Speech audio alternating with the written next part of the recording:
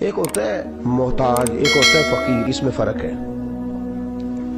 ایک آدمی کو اچھے کپڑے پہننے کے پیسے نہیں ملتے تو وہ فقیر نہیں، وہ محتاج ہے، اس کے پاس تو ہے ہی نہیں تو وہ کہاں سے پہنے۔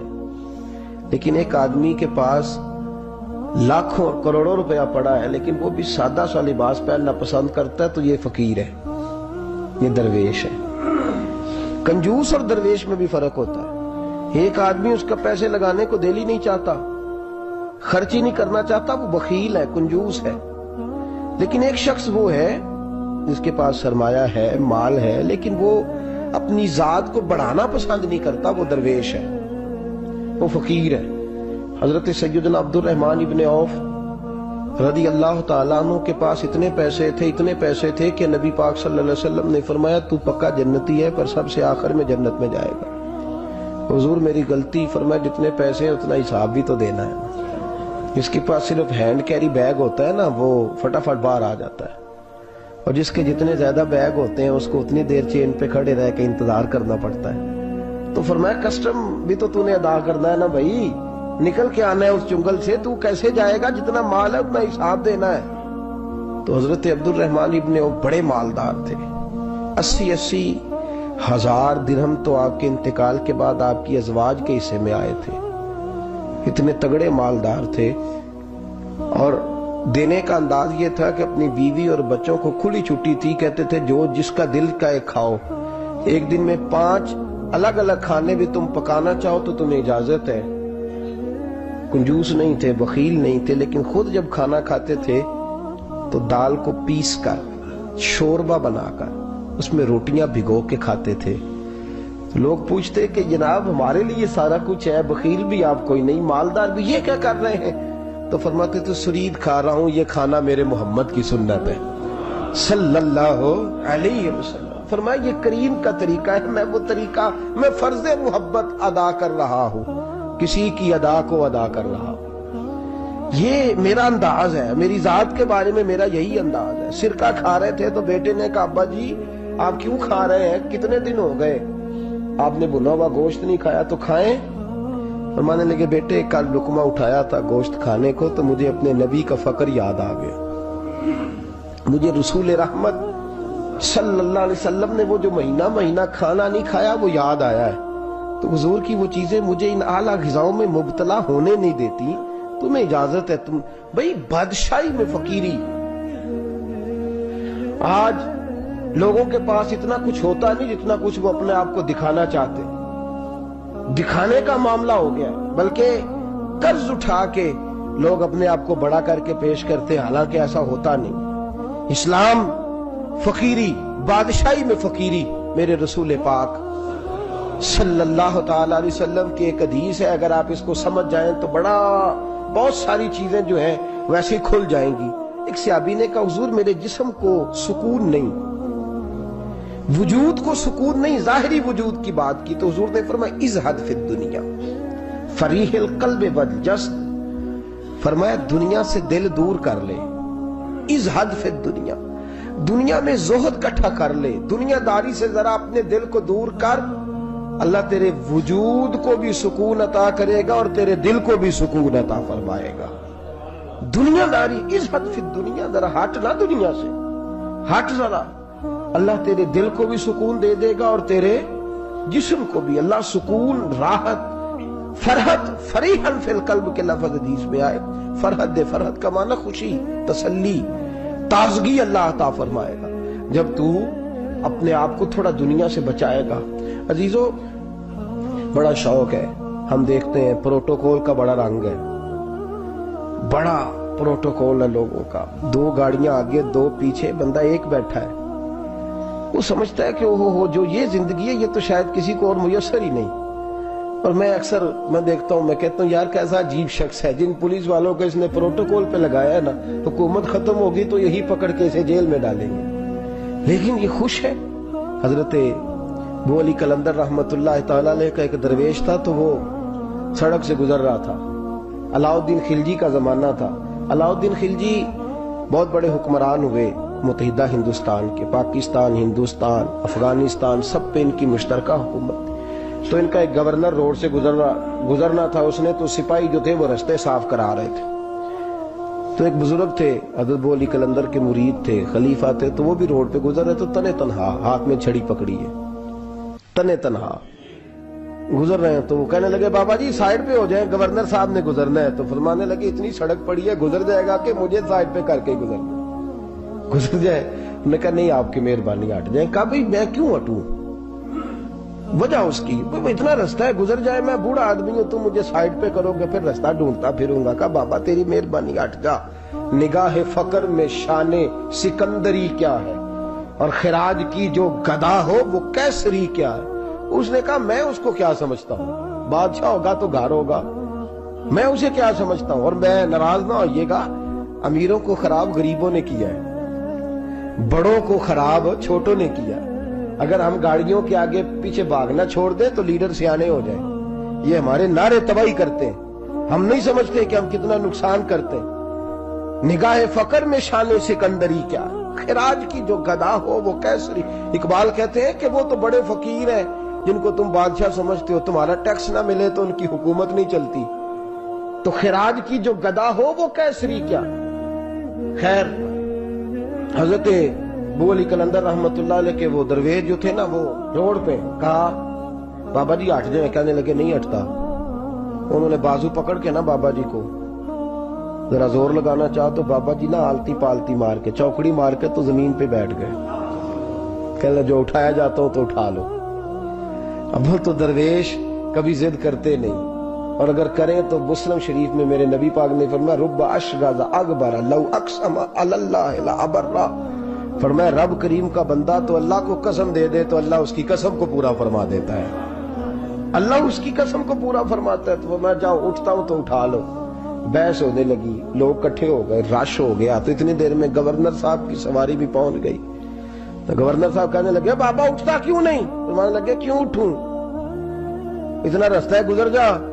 میں بابا اٹھ کیوں شور ڈالا ہوا؟ کہنے لگے تو میرے نوکر کا نوکر ہو کے مجھے اٹھنے کا کہتا ہے، میرے نوکر کا۔ غصہ آیا تو اس نے بابا جی کو تھپڑ مار دیا۔ بابا جی اور ہنسے، کہنے لگے تجھے کہا تھا نا نوکر کا نوکر ہے تو واقعی نوکر ہے۔ اس نے کہا میں تھپڑ مارتا ہوں، بابا ہنستا ہے۔ یہ زیادہ انسلٹ ہوتی ہے، آپ کر کے دیکھیں، آپ غصے کے جواب میں غصہ کریں تو سامنے والے کو کوئی سزا نہیں۔ آپ کبھی گالی کے جواب میں مسکرا دینا یار اب میں تیرے ساتھ بات کروں، تیرے ساتھ بحث کروں تو یہ زیادہ بڑی سزا، یاد رکھیے۔ ہم تو دشمن کو بھی پاکیزہ سزا دیتے، ہاتھ اٹھاتے نہیں، اسے اس کی نظروں سے گرا دیتے۔ جب تھپڑ مارا تو بابا جی ہنس پڑے، کہنے لگے تجھے کہا تھا نا تو غلام ہے، تو بھائی واقعی غلام ہے۔ اب جب ہنسے تو اب اس کو ڈھارس ہوئی، توجہ ہوئی، کہنے لگا بابا ماجرا کیا ہے، میں کیسے غلام کا غلام ہوں؟ تو بابا کہنے لگا دیکھنا تجھے مسجد آنے کا کہے تو تیرے لیے مصیبت ہے، اتنے لوگوں کو تو ٹائم دے لیتا ہے لیکن اللہ کو تو نہیں دے پاتا، تو نفس کا غلام ہے اور نفس میرا غلام ہے، لہذا تو میرے غلام کا غلام ہے، تو میرے نوکر کا۔ کہنے لگا یہ ساری نفس پرستی ہے، یہ جو تو نے دنیا داری اکٹھی کی ہوئی ہے نا، یہ جو تیرے نعرے لگ رہے ہیں اور تو سمجھتا ہے کہ یہ میرے، یہ تو تنخواہ دیتا ہے، تیرے نعرے لگاتے ہیں، ذرا تنخواہ چھوڑ کے بات کر، پھر دیکھ تیرے کتنے نعرے لگتے ہیں۔ تو یہ ڈرتے ہیں تجھ سے، لوگ تیرے آگے پیچھے بھاگتے ہیں، ذرا اقتدار سے سائیڈ ہو تو یہ پتہ لگے تیری قیمت کیا ہے۔ تو سمجھتا ہے کہ میری جیب میں پیسے ہیں، لوگ مجھے سلوٹ کرتے ہیں، تو نہیں، تجھے سلام کوئی بھی نہیں کر رہا، تیری جیب کو سلام ہو رہا ہے، تیرے عہدے اقتدار کو اور تیری وحشت اور دہشت کو سلام ہے۔ اس نے کہا حضرت جی مجھے سلام کب ہوگا؟ تو فرمانے لگے جب تو بادشاہی میں فقیری کرے گا، جب تو بادشاہی میں بھی فقیری ہوتی ہے میرے عزیزوں، بادشاہی میں بھی فقیری ہوتی ہے۔ آپ کے اس ہندوستان کے ایک بادشاہ کا نام اورنگزیب عالمگیر بھی ہے۔ اورنگزیب عالمگیر کے انتقال کا وقت آیا نا تو اورنگزیب عالمگیر بیمار ہوئے، آخری وقت منبر پہ چڑھے اور لوگوں کو کہنے لگے لوگوں تو مجھ سے اکثر پوچھتے تھے نا کہ بادشاہ تیری 2 انگلیوں پہ سیاہی کو لگی رہتی ہے اور تیرے ہاتھوں میں سوراخ کیوں رہتے ہیں؟ اورنگزیب عالمگیر یہ میں آپ کو فرشتوں کی کہانی نہیں سنا رہا، اس دنیا میں، اس دور میں، اس دھرتی پر بسنے والے لوگوں کی کل کی بات سنا رہا ہوں۔ اس ہندوستان میں ہندوؤں کے ملک پر حکومت کرنے والے ایک مسلمان دیانتدار بادشاہ کی بات سنو. کہتے ہاتھوں میں سراغ کا پوچھتے تھے نا تم لوگ, اور تم مجھے پوچھا کرتے تھے تیرے ہاتھوں پہ سیاہی کیوں لگی ہوئی ہے. اورنگزیب عالمگیر متحدہ ہندوستان کا مطلق العنان بادشاہ کہنے لگا میرے انتقال کا وقت آ گیا ہے. اب میں تمہیں بتاتا ہوں, میں نے ساری زندگی حکومت کے خزانے سے 1 روپیہ تنخواہ نہیں لی. میں کتابت کرتا تھا, کتابیں لکھ کے جو مجھے مزدوری ملتی تھی, اور میں ٹوپیاں سیا کرتا تھا, میرے ہاتھوں میں سوراخ ہو جاتے تھے. میں نے اس کا رزق حلال کھایا ہے. اور فرمایا 50 روپے فلان جگہ میں نے رکھ دیے ہیں, میں مر جاؤں تو اس کا مجھے کفن دے دینا اور لوگوں کو بتانا کہ وہ ہندوؤں, میرے رسول پاک صلی اللہ علیہ وسلم نے جس طرح مجھے کہا تھا میں نے اس طرح حکومت کی. وہ خطبہ پڑھ رہے تھے, اورنگزیب خطبہ پڑھ رہے تھے, اور گلیوں میں کھڑے ہندو کلمہ پڑھ پڑھ کے مسلمان ہو رہے تھے. میرے دوست یہ بادشاہی میں فقیری. ہمارے پاس تو پیسے آتے ہیں تو ڈرائیور کی ذمہ داری ہے, یہ بھی پروٹوکول ہے. ڈرائیور نے گاڑی بھی چلانی ہے اور صاحب کا دروازہ بھی کھولنا ہے. اس نے اندر بیٹھیں گے تو دروازہ بھی ڈرائیور صاحب نے. نفس پرستی ہے, جتنا مرضی آگے لے جاؤ, اتنا مرضی. یہ کوئی بادشاہی, یہ کوئی آپ کا بڑا پن نہیں ہے. وہ تنخواہ لیتا ہے, مجبور ہے, کیا کرے. ہو سکتا ہے کل کو اس کے پاس پیسے آئیں تو بدلہ لینے کے لیے آپ کو ہی بلا لے کہ چل میرا دروازہ کھول. وہ محبت کے ساتھ, عقیدت کے ساتھ تھوڑی ایسے کر رہا ہے. ہم ذرا مال آتا ہے ہم بڑے بن جاتے ہیں. جو بڑے تھے وہ حضرت مولا کائنات شیر خدا علی المرتضیٰ رضی اللہ تعالیٰ عنہ فرماتے ہیں میں نے حضور کی بارگاہ میں عرض کی یا رسول اللہ کو نصیحت ہی کر دیں, حضور مجھے کوئی. تو حضور نے فرمایا علی جو دنیا میں پروٹوکول لیتا ہے آخرت میں رسوا ہو جاتا ہے. جو دنیا میں دنیا داری دبدبے تنتنے کی خواہش کرتا ہے, خواہش کرت. ملا رومی رحمت اللہ علیہ نے بڑا عجیب جملہ لکھا ہے. ملا رومی کہتے ہیں ہمارے پاس فرعون جتنے پیسے نہیں, نمرود جتنی دولت نہیں, ورنہ کئی لوگوں کا خدا بننے کو دل کرتا ہے. معاذ اللہ تعالیٰ. وہ کہتے ہیں کئی لوگوں کا دل کرتا ہے کہ لوگ ہمیں سجدہ کریں, لیکن فرعون اور نمرود جتنی طاقت دولت نہیں, ورنہ لوگ کرائیں. معاذ اللہ تعالیٰ. خواہشات نفس اتنی بڑھ گئی ہیں. اچھا لگتا ہے, اچھا لگتا ہے. ہمارے لیڈران کہتے ہیں 2-4 بندے ہلکے میں مرے نہ تو الیکشن کا مزہ ہی نہیں. معاذ اللہ تعالیٰ یہ ہمارا حال ہو گیا. ہم نعرہ بازی کی قائل قوم ہیں, ہم نعروں پہ زندہ رہنے والے نفس پرست بنتے جا رہے ہیں. شیر خدا رضی اللہ تعالیٰ عنہ فرماتے ہیں رسول کریم نے فرمایا جو یہاں عزتیں ڈھونڈتا ہے, یہاں خواہش کرتا ہے نعروں کی, پروٹوکول کی, آخرت میں رسوا کر دیا جاتا ہے. اور فرمایا جو یہاں جھک جاتا ہے اللہ قیامت میں اسے عزتیں عطا فرما دے گا. یہ حضور نے نصیحت فرمائی. حضرت عمر بن عبدالعزیز, زمانہ ڈرتا تھا, بڑا نام ہے. فقیری اور چیز ہے, درویشی. اقبال کہتے ہیں دیار عشق میں اپنا مقام پیدا کر, نیا زمانہ نئے صبح و شام پیدا کر. خدا اگر دل فطرت شناس کرے عطا تجھ کو, سکوت لالا و گل سے کلام پیدا کر. میرا طریق امیری نہیں فقیری ہے, خود ہی نہ بیچ غریبی میں نام پیدا کر. حضرت عمر بن عبدالعزیز رات کو بیٹھ کے نہ لکھ رہے تھے, تو ایک نوجوان آپ کی خدمت کے لیے رہتا تھا ہر وقت. حضرت جی لکھ رہے تھے, چراغ جل رہا تھا تو کوئی تحریر کر رہے تھے. ایک مہمان بھی آیا ہوا تھا, تو وہ نوجوان نہ بیٹھے بیٹھے نہ لیٹا تو سو گیا. توجہ ہے آپ کی میری بات پہ؟ بیٹھا بیٹھا نا وہ بیچارہ سو گیا, تو حضرت نے تکیہ پیش کر دیا. وہ نوجوان نے تکیہ پکڑا تو اس نے لپاٹ کے وہ گہری نیند چلا گیا. ایک جھونکا ہوا کا آیا تو چراغ گل ہو گیا. مہمان بیٹھا تھا, کہنے لگا حضرت جی میں چراغ جلا دوں؟ فرمانے لگے نہیں, مہمان سے خدمت نہیں لینی چاہیے, میں جلاتا ہوں. کہا پھر اس کو اٹھا لے. کہنے لگے جوانوں کو نیند زیادہ آتی ہے, سویا رہنے دو. کہا حضور سونے تو نہیں آیا, خدمت کے لیے آیا. فرمانے لگے یار سویا رہنے دو, کیا عرض ہے. حضرت عمر بن عبدالعزیز اٹھے, چراغ جلایا, واپس آ کے بیٹھے تو وہ دیکھے نا, یہ بادشاہوں کے لیے تو نہیں نا ایسا ہوتا, بادشاہ تو نہیں نا کر سکتے. یہاں تو تھوڑا سا جس کے پاس پیسہ آ جائے وہ کہتا ہے کہ تو نوکر میرے منہ میں کبھی لقمہ بھی ڈال دے تو پھر ہی ہے. میں اس کا مجھ سے تنخواہ لیتا ہے اور اب یہ اتنا کام بھی نہیں کر سکتا. ہر کام ہم کرانا پسند کرتے ہیں. کہا حضرت عمر بن عبدالعزیز سے کہنے لگا حضور عجیب آپ بادشاہ ہیں, آپ نے غلام کو جگایا ہی نہیں. حضرت عمر نے کیا, حضرت عمر بن عبدالعزیز نے جو قانون پیش کیا بڑا زبردست ہے. فرمانے لگے کم تو انا عمر بن عبدالعزیز رجعت अना उमर बिन अब्दुल अजीज। फरमाने लगे क्या हो गया है? मैं जब चिराग जलाने गया था तो फिर भी उमर बिन अब्दुल अजीज ही था, और वापस आया हूं तो फिर भी उमर बिन अब्दुल, मैं तब्दील। मुहद्दिस इब्न जौजी ने लिखा है, कहने लगे गुम तू जब गया था अना उमर बिन अब्दुल अजीज, फिर भी उमर बिन रजा तू, और मैं लौट आया हूं, वापस आया हूं तो देख लो कोई कमी तो नहीं हुई, मेरा बाप भी वही है, मैं भी आना उमर बिन अब्दुल अजीज, मैं बदला। तू दियार इश्क में अपना मकाम पैदा कर, नया जमाना नए सुबह शाम पैदा कर। बादशाही में जो फकीरी है ना मेरे दोस्त, जो उसकी लज्जत है, देखिए ना रसूल पाक सल्लल्लाहु ताला अलैहि वसल्लम दो जहां के बादशाह। हुजूर फरमाते हैं मेरे दो वजीर जमीन पे हैं, दो आसमानों पे हैं। वजीर किसके होते हैं? बोलिए ना, दो मेरे वजीर, तिरमिजी की हदीस है, दो जमीन पे हैं, दो।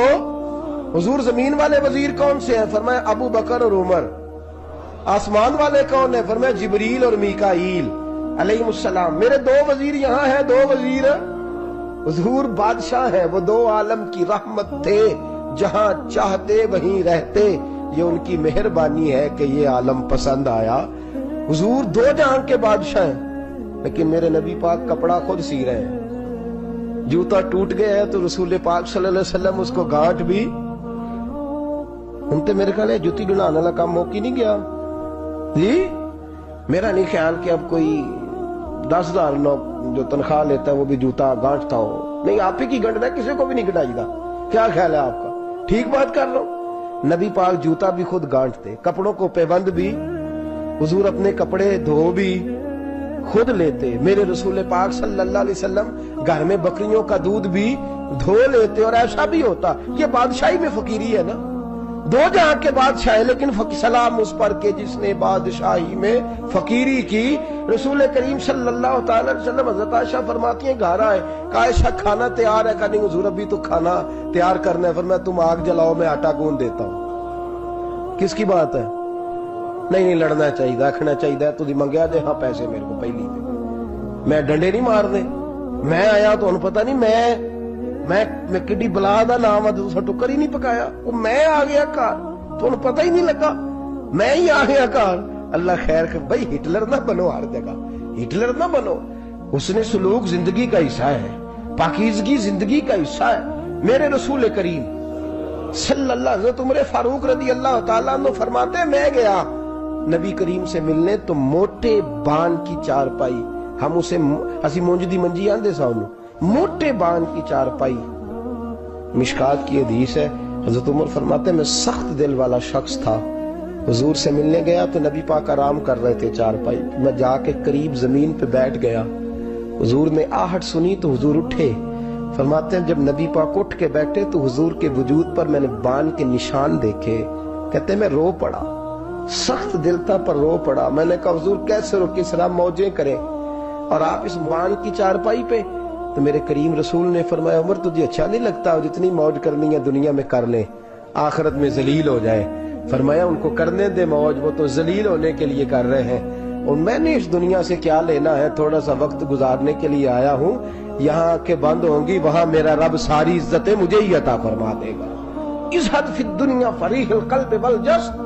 मेरे अजीजों, ये फकीरी मेरे नबी पाक सल्लल्लाहु अलैहि वसल्लम, दरवेशी मेरे रसूल पाक की। हजरत बिलाल हबशी को हुजूर ने सवेरे सवेरे बुलाया और बुला के फरमाया बिलाल रात तूने मेरे बिस्तर पे कपड़ा डबल करके बिछा दिया था, डबल करके बिस्तर बिछा दिया था तूने।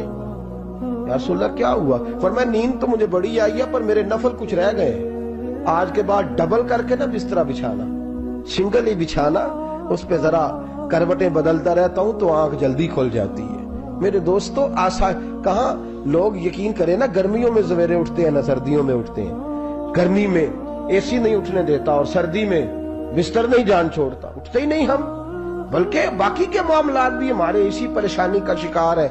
सुनो और याद रखो, मेरे रसूल करीम सल्लल्लाहु अलैहि वसल्लम ने बादशाही में फकीरी सिखाई, बादशाही में फकीरी मेरे रसूल करीम सल्लल्लाहु अलैहि वसल्लम ने बादशाही में फकीरी सिखाई। हजरत सैयदना सलमान फारसी को हजरत उमर फारूक रदी अल्लाह ताला ने बुलाया तो कहा मेरा दिल करता है आपको मैं मदायन का गवर्नर बना दूं। हजरत सलमान फारसी बड़े तगड़े قبیلے سے تعلق رکھتے تھے، بکتے بکاتے مدینے میں آ کے بکے، پھر نگاہ مصطفیٰ میں بک گئے صلی اللہ علیہ وسلم۔ بڑے تگڑے قبیلے سے تعلق تھا۔ یا حضرت عمر نے فرمایا میں آپ کو گورنر کا، جی جیسے آپ کا حکم ہے امیر کی بات ماننا، گورنر بن گئے۔ اور گورنر صاحب کرتے کیا ہے؟ گورنر صاحب کا حال یہ کہ گورنر صاحب نے وہی پھٹے پرانے سادے سے کپڑے پہنے اور ایک ہاتھ میں چھڑی پکڑی ہے، کبھی ادھر گھومتے ہیں کبھی ادھر، مدائن کی گلیوں میں گورنر صاحب گھوم رہے ہیں۔ اللہ اکبر۔ جہاں سواریاں اترتی تھی نا شہر کی، لوگ جو کرایہ لے کے گھوڑوں پہ سوار کرتے تھے، جہاں وہ لا کے اتارتے تھے، وہاں ایک شخص اترا، مہمان آیا کسی کے گھر میں مدائن۔ وہ شخص مہمان آیا تو اس کے بعد بڑے بڑے بکسے تھے، اس نے حضرت سلمان فارسی کو گھومتے دیکھا، کہنے لگے او غلام ادھر آئے نا، او بولیے او غلام ادھر آ۔ حضرت سلمان فارسی کہنے لگے جی جناب۔ کہنے لگے میرا سامان اٹھا اور فلاں گھر میں نے جانا چھوڑ کے آ۔ جرت تو کرے کوئی جرت تو کرے کونسلر صاحب کو بھی آواز دینے کی، طاقت تو کرے کوئی، ایک معمولی سپاہی کو بھی کہنے کی جو نہ سب انسپیکٹر ہے نہ وہ کسی عہدے پہ فائز ہے، صرف ایک سادہ قوم کا وہ پیر، اس کو کہہ کے تو ادھر آؤ غلام۔ بھائی گورنر کوئی کہہ دیا، گورنر صاحب نے سر کے اوپر بکسا اٹھایا ہے اور گلیوں میں گزر ہے، کہتے ہیں بھائی غلام کو رستہ دے دو، ذرا سامان وزنی ہے، ذرا غلام کو رستہ دے دو، سامان وزنی ہے، پیچھے ہٹ جاؤ، ذرا رستہ دے دو۔ شہر میں داخل ہوئے تو لوگ دوڑے آئے، کہا حضور ہمیں دے دیں۔ فرمایا نہیں، اس نے مجھے کہا ہے غلام اٹھا۔ وہ شخص شرمندہ ہو گیا، کہنے لگا حضور مجھے کب خبر تھی کہ آپ گورنر ہیں، غلطی ہو گئی، میں غلام کہہ بیٹھا۔ حضرت سلمان فارسی رو پڑے، فرمانے لگے تو میرا محسن ہے، تو نے تو مجھے میری اوقات یاد کرا دی ہے، میں غلام ہوں، میں کھجوریں بیچا کرتا تھا، میں مدینے میں نوکری کرتا تھا، تو نے اچھا کیا ہے۔ فرمایا نا تو تو میرا محسن ہے، تو نے مجھے یاد کرا دیا، میں کیا نا اب میں ہی لے کے چلوں گا۔ رستے میں جا رہے ایک شخص دوڑا آیا، کہنے لگا حضور وزنی بڑا ہے مجھے دے دیں، یہ بادشاہ ہے، فقیری ہو رہی ہے، حضور وزنی بڑا ہے مجھے دے دے میں اٹھا لیتا ہوں۔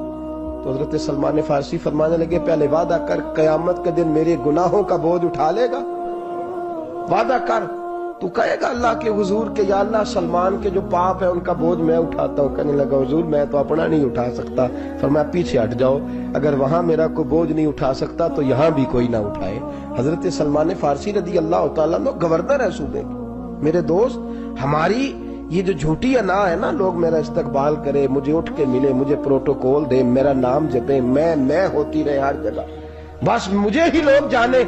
اور میرے عزیز اس دھندے سے باہر آ، نفس پرستی کی اس جنگ سے نکل آ، اپنے مزاج کی اس قلت سے نکل آ، اپنے آپ کو جو بات نہیں بھی آتی ہوتی اس میں بھی ہم دخل دے کے اپنا کوئی نہ کوئی پیغام اور جملہ ضرور بیان کرنا چاہتے ہیں۔ بھئی ہمارا بھی نام لکھ لو، ہم بھی شامل ہیں، ہمیں بھی پتہ ہے اس گورکھ دھندے کا کچھ نہ کچھ، ہمیں بھی شامل کر لو۔ یہ نفس پرستی کی جنگ ہے، اس سے نکلو۔ اگر رب کریم نے بادشاہی دی ہے تو اس میں فقیری کرو، کبھی کبھی اپنے کپڑے خود استری کر لینے چاہیے، نہیں نہ بولے آپ لوگ؟ مشکل کام بتا دیا نا میں نے، کس کے کپڑے استری کرنے کو کہا جی؟ اللہ خیر کرے، میں کیا رہے، میں تو ماڑے دی گل کر چھڑی ہے، بولے نہیں نا آپ لوگ۔ کبھی کبھی اپنے کپڑے خود استری، کبھی کبھی اپنے جوتے خود پالش کر، کچھ نہیں فرق ہوتا، اس سے آپ کا نفس کچلا جائے گا۔ کبھی کبھی نا، کبھی کبھی باوجود موٹر سائیکل اور گاڑی کی موجودگی میں پیدل سفر کر لینا چاہیے، کچھ نہیں فرق ہوتا۔ کبھی کبھی کوئی آدھا کلو چینی پکڑ کے دکان سے خود اپنے، کوئی نہیں کہنے لگا کہ غریب ہو گئے ہیں، خود ہی انہیں آدھا کلو کھانڈے کہنے دو کو کہتا ہے، کچھ نہ کچھ اپنے نفس پہ بوجھ ڈالیں۔ بھئی کبھی کبھی آپ بھی، کبھی جو آپ کا ملازم ہے نا گھر میں، اس کو بٹھا کے کہا کریں بیٹھ یار میرا دل کرتا ہے میں تمہیں چائے بنا کے دوں۔ کبھی کہا کریں گھر والوں کو بیٹھو آج میں تمہیں کھانا گرم کر کے دے دیتا ہوں، کچھ فرق نہیں آنے لگا، عزت شان میں کوئی کمی نہیں آنے لگی۔ کبھی کبھی یہ کام، وہ جو گھومنے والی کرسی رکھی ہوئی ہے نا جن پہ بیٹھ کے ہم حساب کرتے ہیں، کبھی کبھی اس پہ کسی غریب کو بھی بٹھا کے دیکھیں، کچھ نہیں فرق آنے لگا۔ یہ نفس پر کچھ کوڑے برسائے تاکہ یہ کچھ سمجھدار ہو جائے۔ یہ جو ہم نے بڑی لمبی چوڑی اپنے لیے جھوٹی انا کے دروازے کھول رکھے ہیں، یہ روز ہمیں دور کر رہے ہیں۔ جو نفس پرستی کی جنگ ہوتی ہے یہ بندے کو اللہ کے دروازے سے دور لے جاتی ہے، یہ نبی پاک کی محبت دل سے نکالتی ہے، یہ ذہن کے اندر اچھی سوچ نہیں آنے دیتی۔ ذہن میں جب بھی کوئی بات آتی ہے بری آتی ہے۔ تکبر اور غرور والے جو لوگ تھے نا ان کا کبھی کچھ نہیں ہو سکا۔ جس نے کہا ہے مجھے چودھری صاحب کو، وہ بیچارہ اسی چکر میں رہا ہے، اور لوگ آگے گزر گئے ہیں، جس نے کہا مجھے سیٹھ صاحب کو وہ اسی گڑبڑ میں رہا ہے اور لوگ آگے بیت گئے ہیں۔ دنیا میں کوئی پیشہ برا نہیں۔ ملت کے جوانوں، تم نے کہا ہے نا کہ یہاں اگر ہم کسی گلی میں مزدوری کریں گے تو لوگ کہیں گے مزدور ہے، لیکن اگر یورپ میں جا کے ہم کریں گے تو کسی کو کیا پتا چلے گا؟ اور دیس اپنے دیا ولہ نالو تمبے لالا کھائیے، امی غیر ملک دے باغاں اندر میوے کھان نہ جائیے، اپنی مٹی پہ چلنے کا سلیقہ سیکھو۔ کسی کے سنگ مر مر پہ چلو گے تو پھسل جاؤ گے۔ عزیزو، ہم آج اس بادشاہی میں فقیری کے حسن سے ناش حضرت عمر فاروق رضی اللہ تعالیٰ عنہ مدینے کی گلی سے گزر رہے ہیں، امیر المومنین ہے، مدینے کی گلی سے گزر رہے ہیں۔ ایک گھر کے اندر سے بچیوں کے رونے کی آواز آئی، بچیاں رو رہی ہیں، اور بچی اپنی ماں سے کیا کہتی ہے؟ کہتی ہے اماں ابو بکر تو اب انتقال کر گئے۔ حضرت عمر کا پہلے دن ہے خلافت کا، اب ہمارا کیا بنے گا؟ ابو بکر تو وصال کر گئے۔ حضرت عمر فاروق رضی اللہ تعالیٰ عنہ نے رونے کی آواز سنی، دروازے پہ دستک دی، کہ بیٹو کیا بات ہے؟ تو بچیاں کہنے لگیں عمر ہمارے ابا جی ہماری 10-15 بکریاں ہیں، تو ہمارے والد صاحب ان کا دودھ دھو کے بیچا کرتے تھے، گزارا ہو جاتا تھا۔ جس دن ابا جی فوت ہوئے تو اس دن سے لے کر ابو بکر صدیق روز عصر کے بعد آیا کرتے تھے، ہماری بکریوں کا دودھ دھو کے دیتے تھے، کچھ ہم پیتی تھی، کچھ بیچ لیتی تھی، گزارا چلتا تھا۔ جس دن ابو بکر صدیق خلیفہ بنے تو ہم نے جا کے کہا ابو بکر اب کون دودھ دھوئے گا؟ تو سیدنا صدیق اکبر رضی اللہ تعالیٰ عنہ نے فرمایا بیٹے پہلے تو میں مرضی سے خدمت کرتا تھا، اب تو مصطفیٰ کی امت کی نوکری میری ڈیوٹی بن گئی ہے، تو میں آؤں گا۔ بچیاں رو رہی ہیں، حضرت عمر کو بتاتی ہیں، کہتی ہیں ابو بکر چلے گئے ہیں تو ہم پریشان ہیں، یتیم ہیں، لاوارث ہیں، بھائی کوئی نہیں، کون آئے گا، کون دیکھ بھال کرے گا؟ حضرت عمر فاروق گھٹنوں کے بل زمین پہ بیٹھ گئے، ان چھوٹی چھوٹی بچیوں کو سینے سے لگایا، فرمانے لگے میں ابو بکر کا کیا کروں، میرے لیے رستے بڑے مشکل کر گیا ہے، میں اس کے کس بادشاہ وقت ہو کے وہ غریبوں کے گھروں میں آ کے ان کی بکریوں کا دودھ بھی دوتا تھا، امیر المومنین ہو کے یہ رنگ بھی تھا۔ پر میں بیٹیوں فکر نہ کرنا، جب تک عمر زندہ رہے گا، عمر آتا رہے گا، یہ نوکری کرتا رہے گا۔ کوئی دن بیتے تو حضرت عمر فاروق کو یاد آیا، اوہو مدینے میں ایک بوڑھی اماں بھی رہتی ہے جس کا کوئی گھر کا کام کرنے والا نہیں، اور جس بی بی کا کوئی بال بچہ نہیں، اور آنکھوں سے بھی وہ نابینی ہے۔ حضرت ابو بکر صدیق رات کے سناٹے میں جایا کرتے تھے، اس کے گھر میں جھاڑو دیتے تھے۔ یہ بادشاہ ہے، اس کی فقیری کا رنگ دیکھو، اس کو کنویں سے پانی بھر کے لا کے دیتے تھے۔ اور یہ لفظ آپ سنیں گے تو حیران ہو جائیں گے، اس بوڑھی اماں کے لیے نا ایک کونے میں گھر میں دور بار شیر میں ایک جگہ کھود دی تھی جہاں وہ بی بی پخانہ اور پیشاب کرتی تھی۔ امیر المومنین حضرت ابو بکر صدیق رات کو جاتے تھے اور اس کا وہ پخانہ وہاں سے اٹھا کے باہر پھینک کے آیا کرتے تھے۔ اس عورت نے پیغام بھیجا کہ عمر سے کہو میری بھی ڈیوٹیاں تو نہیں سر انجام دینی ہیں۔ عمر فاروق ساری رات کام کرتے، سناٹا گہرا ہوتا تو جھاڑو دبایا ہے بغل میں، اور عمر فاروق نکلے ہوئے، اس بی بی کے گھر میں جھاڑو دیا جا رہا ہے۔ حضرت انس بن مالک فرماتے ہیں میں نے آخری عمر میں بھی اس بوڑھے عمر کو دیکھا ہے، اس بڑھاپے میں بھی میں نے اس شخص کو دیکھا ہے کہ جب وجود کمزور ہو گیا، داڑھی سفید ہو گئی، لیکن پھر بھی اس کا انداز نہیں بدلا۔ اس نے ساری زندگی بادشاہی میں فقیری کر کے گزار دی، یہ پھر بھی کسی کے گھر میں جھاڑو دیتا ہے، کسی کی بکریوں کا دودھ دھوتا ہے، یہ کسی غریب میرے دوست یہ۔ اور جب سیدنا فاروق اعظم رضی اللہ تعالیٰ میں خطبہ دینے بیٹھتے ہیں تو کپڑے پھٹے ہیں، پیبند لگے ہیں، مزاج سادہ ہے، بڑا مال آیا ہے، بڑا مال، لیکن تقسیم کر دیا، اور یہی انداز آگے اپنے گورنروں کو دیا۔ حضرت سعید بن عامر رضی اللہ تعالیٰ عنہ آپ کے گورنر ہیں، حمص کے گورنر ہیں۔ جب لسٹ آئی نا غریبوں کی، حضرت عمر نے کہا کہ حمص کے جتنے غریب لوگ ہیں ان کی لسٹ بنا کے بھیجو، ان کو چندہ لگانا ہے۔ تو 17ویں 18ویں نمبر پر حضرت سعید بن عامر کا نام بھی آ گیا، گورنر صاحب کا۔ تو حضرت عمر نے سوچا شاید کوئی اور سعید بن عامر ہے، فرمانے لگے یہ کون ہے؟ جس کی ڈیوٹی لگائی تھی اس سے کہنے لگے یہ سعید کون ہے؟ تو کہا حضرت جی ہمارے صوبے کا گورنر۔ تو فرمایا اس کی لسٹ فقیروں میں؟ فرمانے لگے پتہ نہیں آپ نے کیا رنگ بھر کے بھیجا ہے، مہینہ مہینہ یہ شخص درختوں کے پتے کھا کے گزارا کر دیتا، کہ یہ میں فرشتوں کی کہانیاں نہیں سنا رہا آپ کو، میں آپ کو جنات کی یا عالم بالا کی باتیں نہیں، اس دھرتی پہ بسنے والے، اس دھرتی پہ وقت گزارنے والے میرے رسول پاک کے تیار کردہ ہیرو کی باتیں عرض کر رہا ہوں۔ حضرت عمر گئے ایک دفعہ، کہا مجھے بتاؤ تمہارا گورنر کیسا ہے؟ تو ہمس کے لوگ کہنے لگے ہمیں اپنے گورنر سے 4 شکایتیں۔ کون کون سی؟ کہ پہلی بات تو یہ ہے کہ گورنر صاحب کو چاہیے فجر کے وقت آئیں، یہ سورج نکل آتا ہے تو باہر آتے ہیں گھر سے، سورج نکل آتا ہے تو آپ کہہ کے تو دیکھیں کسی معمولی سرکاری ملازم سے بھی، پھر آپ دیکھیے آپ کا کیا بنتا ہے۔ کہا یہ سورج نکلتے وقت آتے ہیں۔ دوسری شکایت یہ ہے کہ دن کو ملتے ہیں رات کو نہیں ملتے۔ تیسری شکایت یہ ہے کہ مہینے میں ایک دن ملتے ہی نہیں گورنر صاحب۔ چوتھی شکایت ہے کہ روتے ہیں کبھی کبھی، اتنا روتے ہیں کہ بے ہوش ہو جاتے ہیں۔ حضرت فاروق اعظم نے کھڑا کر لیا، فرمایا صحیح تیری شکایات آئی ہیں۔ کہ حضور حکم؟ فرمایا سنا ہے، پہلے تو فجر کے وقت آ جاتا تھا لوگوں کے مسائل سننے، اب تو سورج نکلتے وقت آتا ہے۔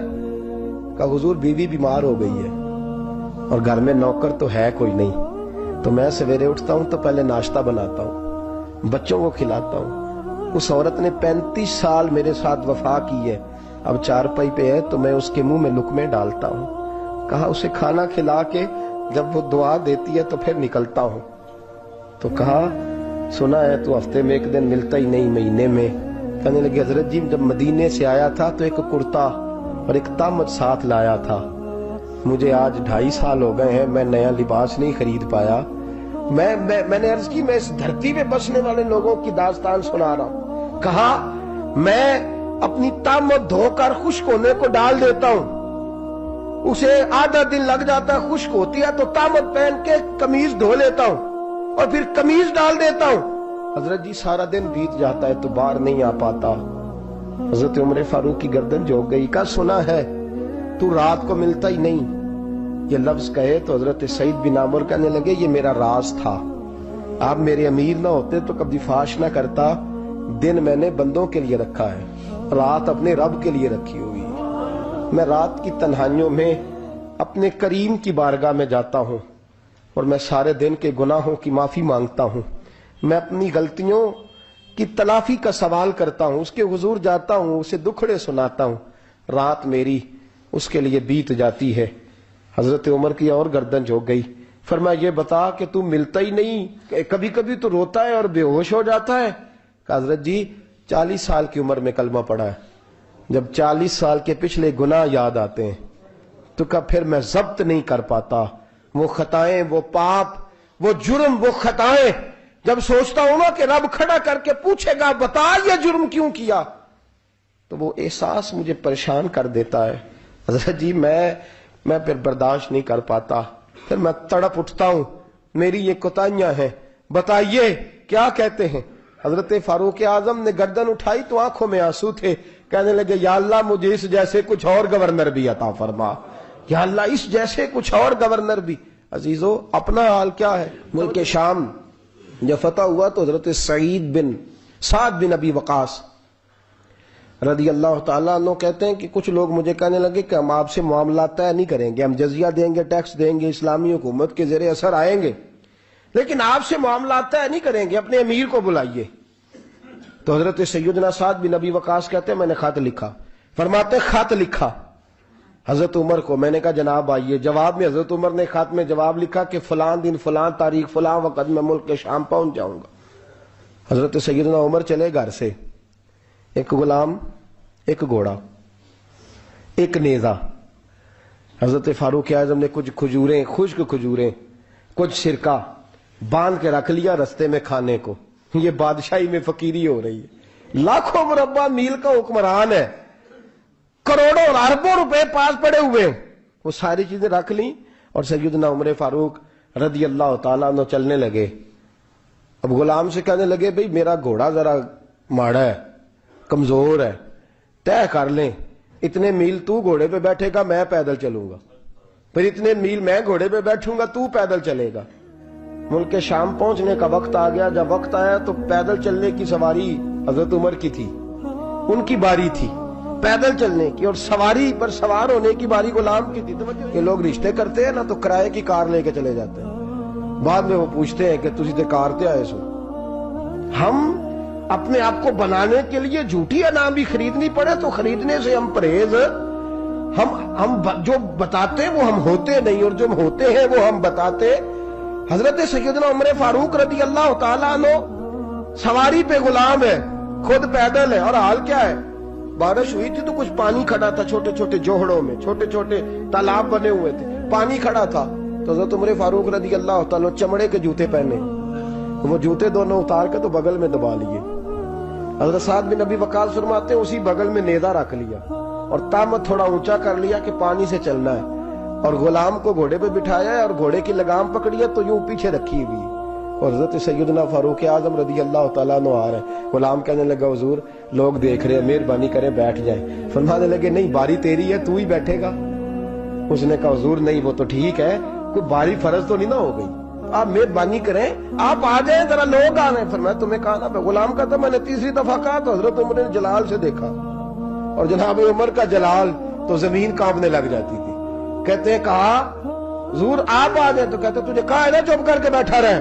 کہتے ہیں میں گھوڑے پہ ہی کانپنے لگا۔ غلام اب حضرت سعد بن ابی وقاص کہتے ہیں سورج غروب ہو رہا تھا، شعائیں پانی میں پڑ رہی تھی، حضرت عمر پانی سے، میں نے غور سے دیکھا تو دوڑا گیا، جا کے نا بچے نہیں مشورہ دیتے ابا جی کو، ابا جی انج نہیں کریدا، دور بدل گیا جی، کہتے میں دوڑا گیا اور جا کر کے حضرت سیدنا عمر فاروق کو کہا حضور مہربانی کریں، ٹھیک ہے آپ کی درویشی سے کون آگاہ نہیں، وزیر کھڑے ہیں، سفیر کھڑے ہیں، بڑے بڑے عمرا، بڑے بڑے ملکوں کے حکمران ہیں، آپ مہربانی کریں یہ تامت ذرا نیچا کریں اور جوتا پہن لیں، اگر خراب ہو گیا تو اللہ نیا بھی دے دے گا، اور مہربانی کریں ذرا غلام کو کہیں نیچے آ جائے۔ حضرت عمر کہنے لگے تمہیں کیا تکلیف ہے؟ کہا حضرت جی وہ وزیر مشیر کھڑے ہیں، یہودی ہیں، عیسائی ہیں، نجرانی ہیں، وہ بڑے بڑے مذاہب کے اور بڑے بڑے ملکوں کے ہیں، آپ کا بڑا نام سنا ہے۔ حضرت سیدنا سعد بن ابی وقاص فرماتے ہیں میرے ساتھ اتنا ترش رویہ حضرت عمر کا پہلے کبھی نہیں ہوا۔ کہتے ہیں ماتھے پہ شکن آیا اور کہنے لگے تجھے تیری مار ہوئے، ان 4 لوگوں کے لیے میں اپنے نبی کا طریقہ چھوڑ دوں، ان 4 دنیا داروں کے لیے نبی پاک کا طریقہ چھوڑ دوں؟ فرمانے لگے سر سے پگڑی اتاری حضرت عمر نے جلال میں، فرمانے لگے میرے سر پہ جو بال ہے نا یہ مجھے کسی دنیا دار نے نہیں دیے، یہ ساری عزتیں مجھے آمنہ کے لال نے عطا فرمائی ہے، اور میں ان محبوب کا طریقہ ان 4 لوگوں کی خاطر چھوڑ دوں؟ فرمایا قرآن کہتا ہے ان اللہ یامر بالعدل والاحسان، جب میں نے خود عدل کا تقاضا یہ رکھا ہے کہ کبھی وہ بیٹھے گا کبھی میں بیٹھوں گا، باری یوز کیا تو میں کیسے بیٹھ جاؤں؟ حضرت سعد بن ابی وقاص فرماتے ہیں اسی درویشی میں سلام اس پر کہ جس نے بادشاہی میں فقیری کی، کہتے ہیں اسی درویشی میں حضرت عمر پہنچے تو جو پہلے ڈرا کرتے تھے جب حضرت عمر آئے تو انہیں کامتے بھی دیکھا، روب اور بڑھ گیا، ان کے دلوں کے اندر حضرت عمر کا دبدبا اور بڑھ گیا، اور میرے کانوں میں کہنے لگے سعد پہلے سنا تھا لیکن دنیا سچی کہتی ہے جو حال محمد اور محمد کے غلاموں کا ہے صلی اللہ علیہ وہ دنیا میں دوسرا کوئی حاصل کر سکتا؟ یہ دعا کرتا ہوں مالک کریم کے حضور جو کچھ میں نے عرض کیا اللہ اپنی بارگاہ میں مقبول فرمائے، دوران گفتگو جہاں ہم بھول گئے اللہ ہم سے درگزر فرمائے، آخر دعوانا